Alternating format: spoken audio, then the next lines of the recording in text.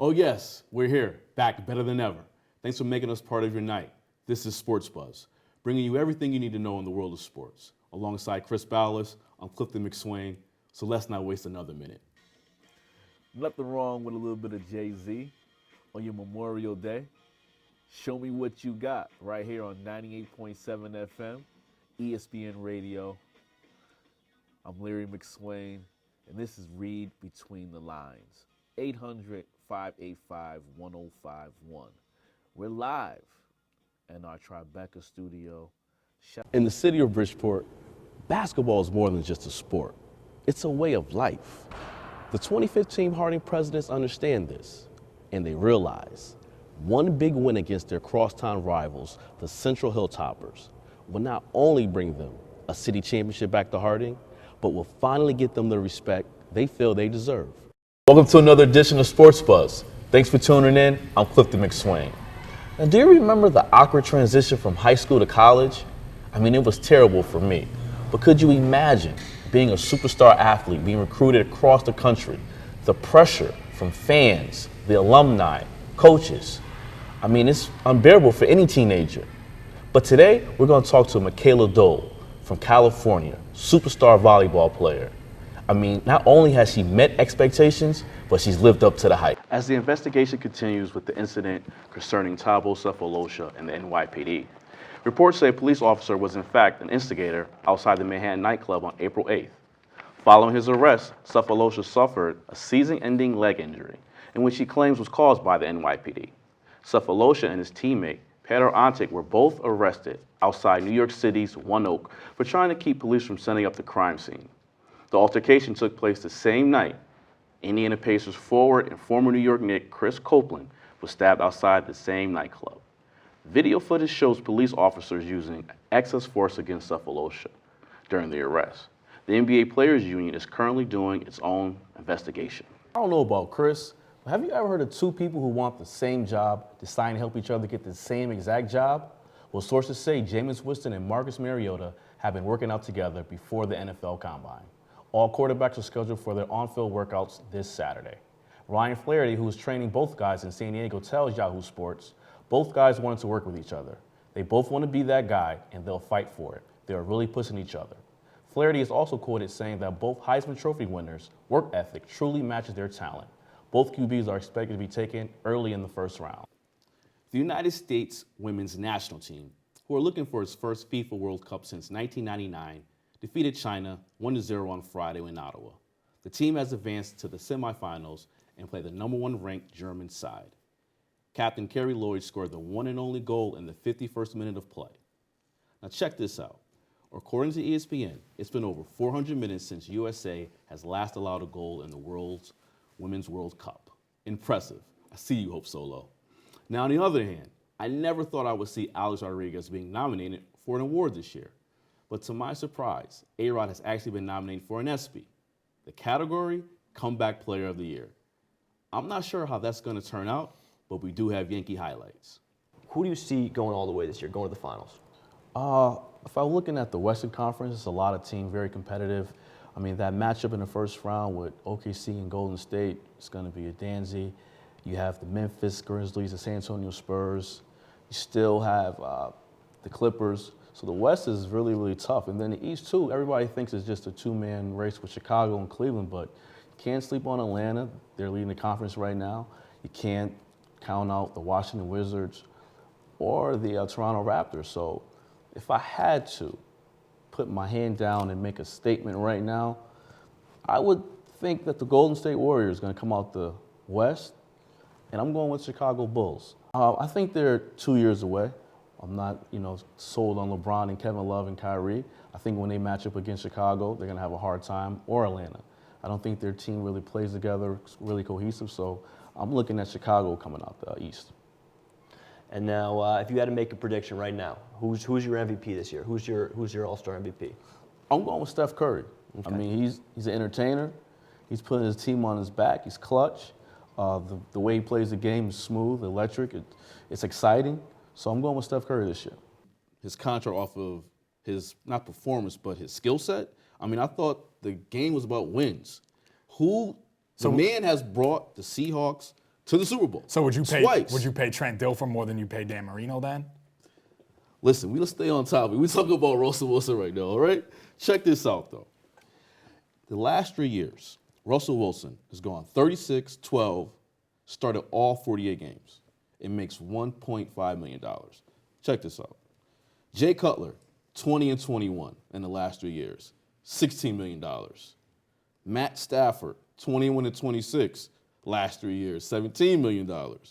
Matty Ice, 23 and 25, last 3 years, it makes $19 million. I mean, if Pete Carroll can't give Russell Wilson some money, that's egregious.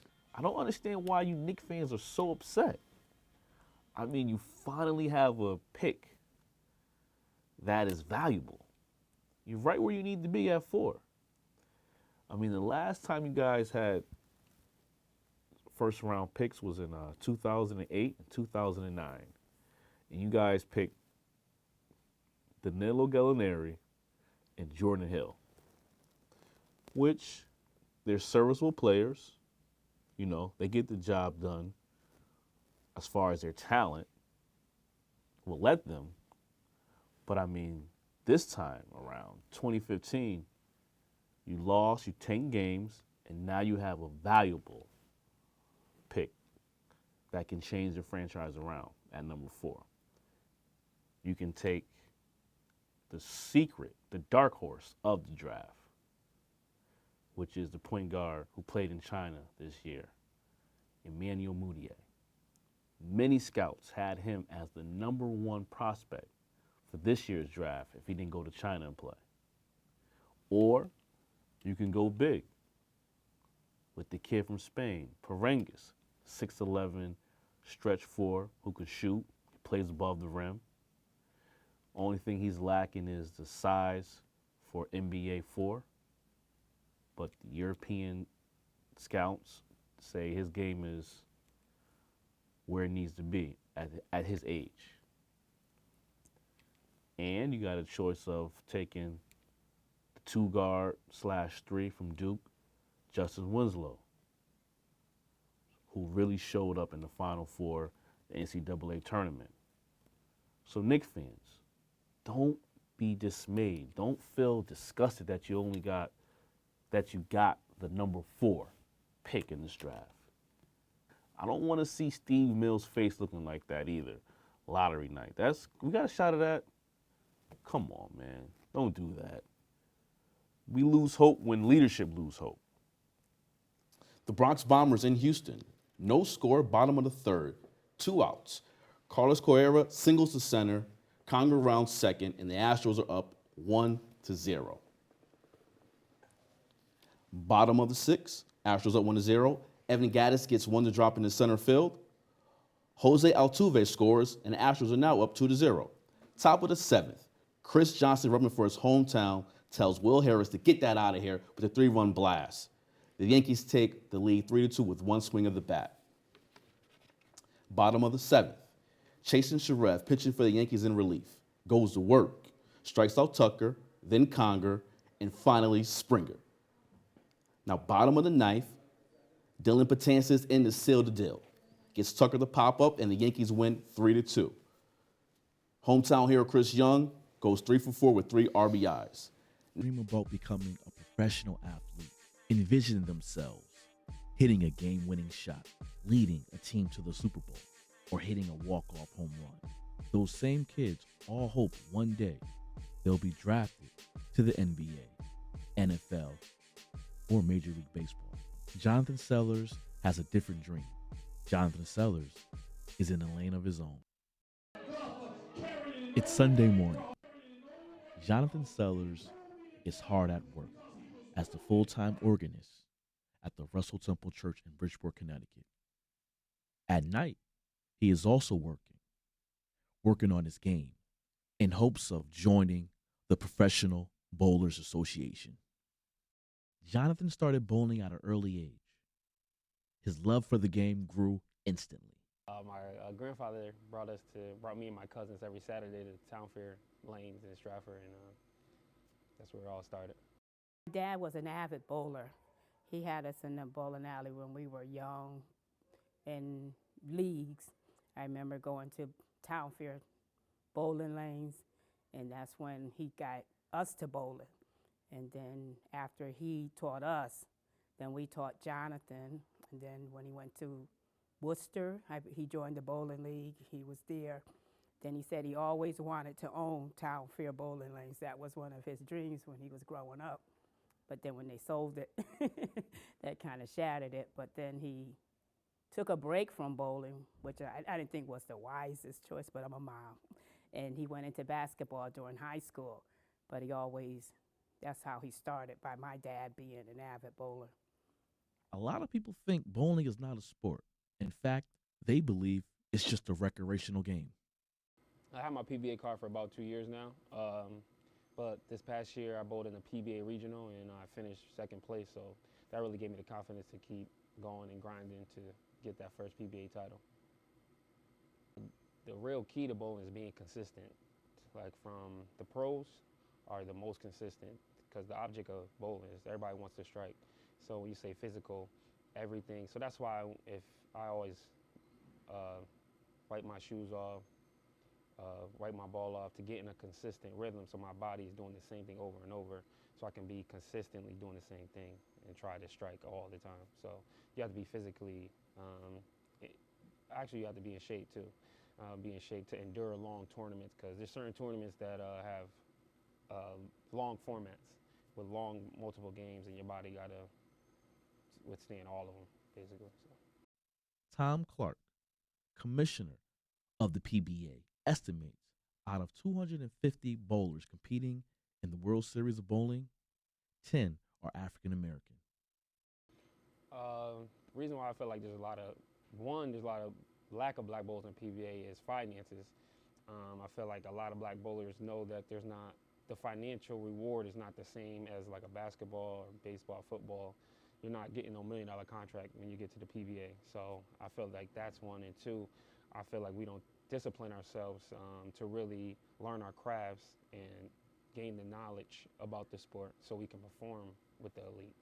Money plays a huge part in the success or lack thereof in the game of bowling. Is money, because going from amateur to pro, the finances are much bigger, with hotel accommodations, plane tickets, the entry fees, and just trying to buy bowling equipment.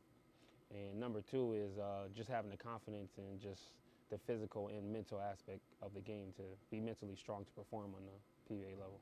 Tim, I don't see no obstacle because he's good, he's focused, and he loves it.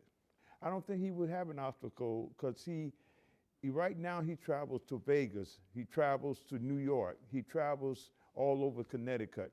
Said before, he loves the craft of bowling. Bowling may never reach the popularity the sport seen in the 60s or 70s again, but the love for bowling has not gone away. The PBA has decided to introduce a new team league format with celebrity owners like Chris Paul and Terrell Owens, which will help bowling reach all of its fans. For Jonathan Sellers, his dreams have not wavered. His mind is set with his Motive sponsorship. He plans to continue perfecting his craft and making an impact on the game he truly loves by joining the Professional Bowlers Association. For Access Shoe, Clifton McSwain, Fairfield, Connecticut.